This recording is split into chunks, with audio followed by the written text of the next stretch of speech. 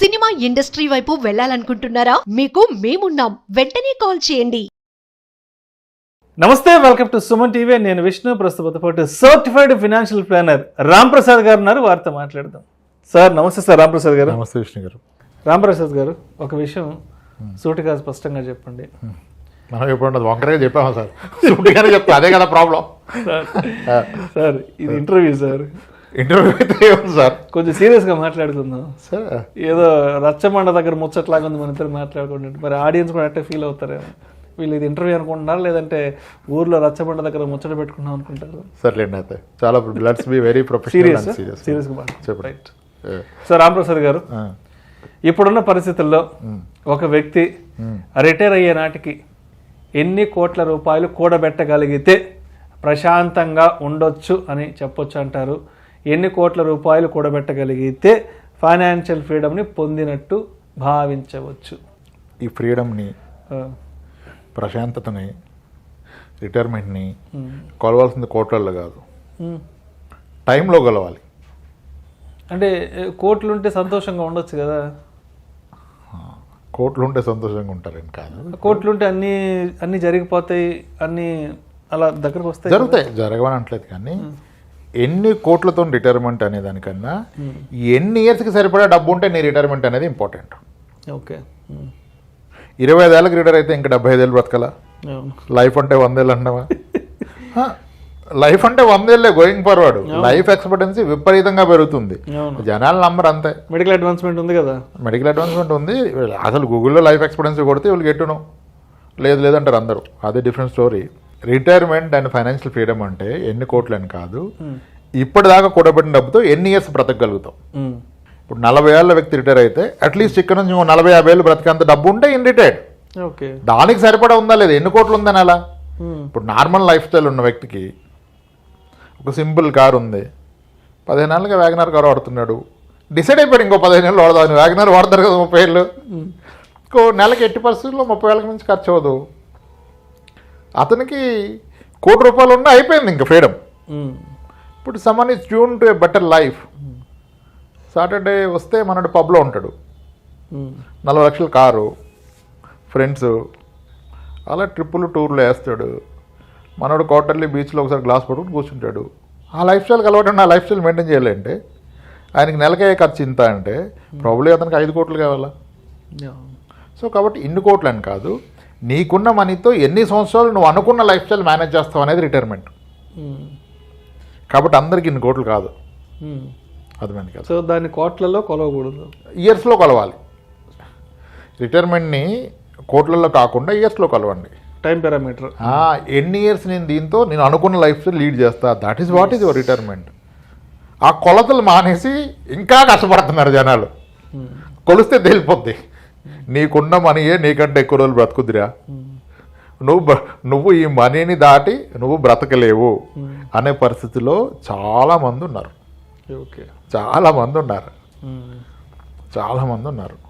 ఇప్పుడు ఒక commercial complex ఉంది, ఆయనకి రెంట్ వస్తుంది, 1,70,000 1,50,000 రెంట్ వస్తుంది. ఈయన ఖర్చు ₹1,00,000. ఖర్చు 1,00,000 ఉండి మంచి బ్రతుకు బ్రతితే ₹1,00,000 ఖర్చు ఉండి 1,50,000 రెంట్ వస్తూ ఉంటే, ఫస్ట్ థింగ్ నీ బిల్డింగ్ 5 years ఓల్డే, అది ఇంకొక 70 ఏళ్ళు బ్రతుకుద్ది. నీ వయసు 40, నువ్వు ఇంక 70 ఏళ్ళు బ్రతకవు కదా. నీ రెంట్ వస్తూనే ఉంటుంది, ఆ రెంట్ పెరుగుతూ పోతుంది. నీ ఖర్చు ఎంత పెరుగుతుందో రెంట్ అంతకంటే ఎక్కువ పెరుగుతుంది, ఎందుకంటే నీకు ఆల్రెడీ గ్యాప్ ఉందిగా, క్వశ్చన్ ఉంది, యువర్ రిటైర్డ్, ఇంకా మళ్ళీ నీ కోట్లు ఎందుకు కదా. అలా టైం ఎంత కావాలి, ఈ ఉన్న మనీతో ఎన్నేళ్ళు బ్రతుకుతాను, అది ఉన్నప్పుడు ఇంకా అదొకసారి మైండ్ సెట్ని తీసేస్తే చాలా హ్యాపీగా బ్రతుకోవచ్చు, హెల్తీగా బ్రతుకోవచ్చు.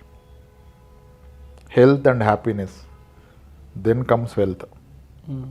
ఈ రెండు లేకుండా డబ్బు ఒకటి ఉంటే ఆనందము ఆరోగ్యం వస్తాయా రావా, అది తెలవనప్పుడు ఆనందం ఆరోగ్యం పాడైతే. Maybe 10-20 crores is at the cost of losing our health, happiness, that is of no use కదా. ఆర్డర్ ఇది. ఆరోగ్యాన్ని ఆనందాన్ని ఉంచుకుంటూ ఈ ఎంత ఉంటే మనం ఇంకా రాబోయే ఏళ్ళు బతికేస్తాము, అది రిటైర్మెంట్. కానీ ఫైనాన్షియల్ ఫ్రీడమ్ కానీ, కోట్లలో ఫ్రీడమ్ తప్పు, 10 కోట్లు 5 కోట్లు తప్పు. చాలామందికి మండల్ హెడ్ క్వార్టర్లో ఉండి నెలకి 30,000 లైఫ్ స్టైల్ ఉన్న వాళ్ళకి ₹1,00,00,000 అద్భుతమైన మనీ రిటైర్మెంట్కి. 1 crore ఇది అద్భుతమైన మనీ, అవును. అద్భుతమైన మనీ. మనం అనుకుంటాం కదా ఎప్పుడు సిస్టమాటిక్ విత్డ్రావల్ ఎస్డబ్ల్యూపీ.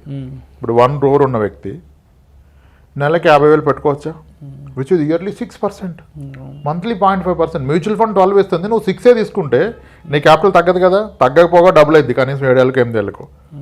సరే 10 ఏళ్ళకి డబుల్ అవుద్ది అనుకోండి, 12-13% ఇస్తే ఇంకేముంది. నీ అవసరం 30, నువ్వు 50 తీసుకున్నావు, అప్పుడు 1 కోటి చాలు. ఇది చేయట్లేదు చాలామంది ఆ పని చేయట్లా. ఇంకా వీడియోలు చూస్తే 5 కోట్లు అంటారు. నీకు ₹1,00,00,000 తినే టైం లేదు నీ దగ్గర, నీకున్న టైం ఇంకా 40 ఏళ్ళే. ₹1,00,00,000 తెలియవు నీకెందుకు 5 కోట్లు 10 కోట్లు. ఇలానే మెజర్ చేయాలి సార్. డబ్బుతో మెజర్ చేస్తే కష్టం. రిటైర్మెంట్ని, హ్యాపీనెస్ని, ఫ్రీడమ్ని టైంతో మెజర్ చేయాలి. నీ టైం నీ దగ్గర ఉంటే దట్ ఈస్ ఫ్రీడమ్. మనీ ఒక్కటే ఉండే టైం లేకపోతే అది ఫ్రీడమ్ కాదు. ఎస్, ఈ ఒక్క కాన్సెప్ట్ పట్టుకుంటే హ్యాపీగా ఉంటుంది లైఫ్. ఇన్వెస్ట్మెంట్ కూడా పర్పస్ఫుల్గా ఉంటుంది, టార్గెట్ సింపుల్ అయిపోద్ది. Thank you so much Ramprasad గారు. రిటైర్మెంట్ నాటికి ఎంత పోగు చేసుకోవాలి, ఆ పోగు చేసుకున్నది మనకి ఇంకా ఎంత టైం వరకు ఉపయోగపడుతుంది అనే దాని గురించి చాలా చక్కగా చెప్పారు. ఎందుకంటే ఈ మధ్య ఫైర్ తగలడిపోతారా, ఫైర్ 40కి ఫైర్, 30కి ఫైర్. ఆ తర్వాత ఇంట్లో ఉంటే ఏమవుతామో తెలియట్లేదు. ఇంట్లో ఉంటే నిజంగా ఫైర్ అవుతాం. ఇంట్లో ఉండకూడదు సార్, ఏ బీచ్లోనో గ్లాస్ పట్టుకుని కూర్చోవాలి మీరు. ఇంకా ఇంట్లో ఉంటే అంటారు, ఇంట్లో కూర్చొని నిజంగా ఫైర్ అయిపోతాం.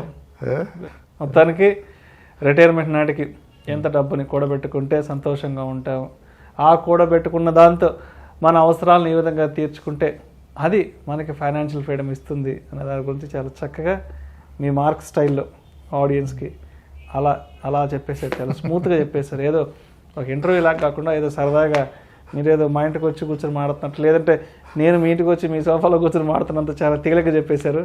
Thank you sir. రైట్ అండి విష్ణు గారు, థ్యాంక్స్.